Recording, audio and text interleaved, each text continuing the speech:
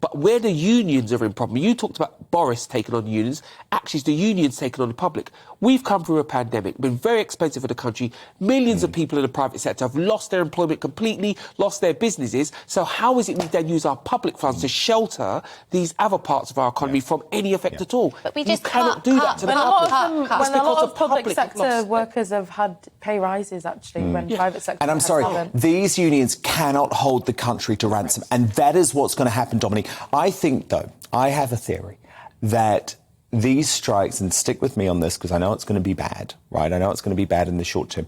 These strikes could actually end up being a good thing for Boris Johnson and the Tory party because the public are going to realise what a Labour government would look like as soon as all of the power moves back to the unions. And by the way, you know, there's going to be students missing GCSEs. There's going to be festival goers unable to go to Glastonbury. Conservative government looks like. Yeah, because, Amy, the unions want to get their power back, and that's why they have to be stared down. Dominic, final word to you. Their power. I think this would have happened irrespective of government, though, because they shouldn't have reason to strike. We've come out of a pandemic. There's a severe economic shock.